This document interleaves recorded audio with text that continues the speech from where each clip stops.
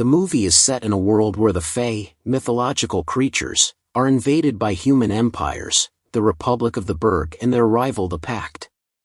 Both human empires want to control the fae's land and riches. The Republic of the Burg eventually withdrew from said conflict, leaving the fae in the hands of their iron-fisted rivals, the Pact. The movie starts with Vignette Stonemoss, a fae, who's in the midst of trying to lead fellow refugees out of the Pact-occupied land of Renown, and get them all to a ship, on which she has secured passage to the Burg. Alas, every single one of Vignette's fellow fae are stopped or slaughtered by arriving Pact troops, leaving her to slip off to the ship by herself. On board, as Vignette speaks with one of the fae picked up from a previous stop, we see that she carries with her a book, inside of which is a photo of a Burgish soldier she knew from the war, but alas died. That night, the ship is pummeled by a winter storm that drowns all of its passengers, save for Vignette, who is later found washed up on the coastline of the Burg. Absalom Breakspear, Chancellor of the city, is at risk of losing control in the local government from his rival Longerbane, who is advocates against the fae folks. He and his wife, Piety, discuss their son Jonah. Piety warns Jonah not to visit the prostitutes in Carnival Row, so as not to affect his father's reputation.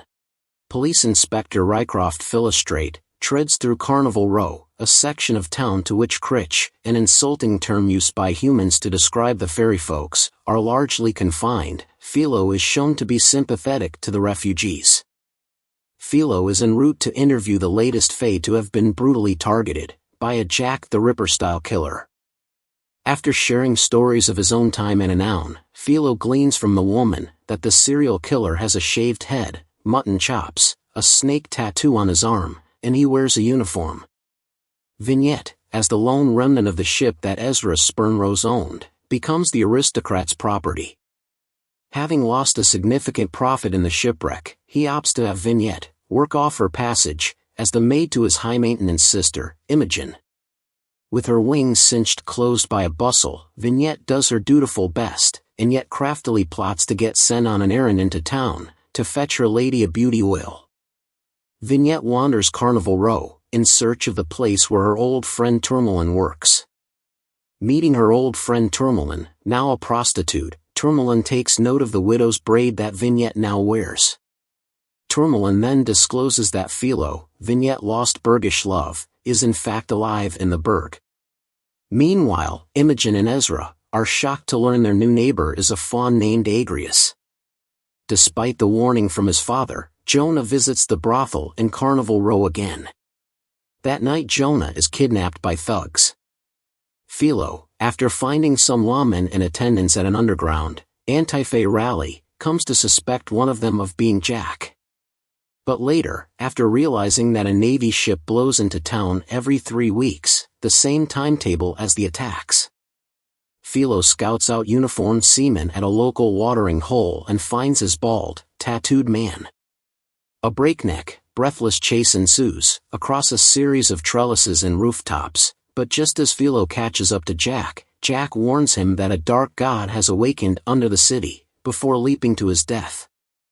Banged up and bloodied by the chase, Philo returns to his flat, where he snubs the nurturing concern of the landlord's daughter. Later, as he retires for the night, Vignette flutters in through the window and swoops down onto him from above, pressing a blade to his throat. Vignette asks why she was lied to about his death, by her friend back in Renown.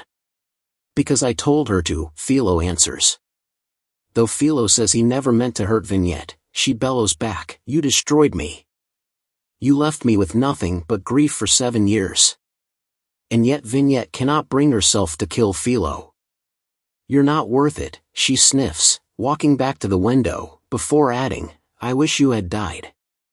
Somewhere in the city, a fae woman is attacked by an unknown creature.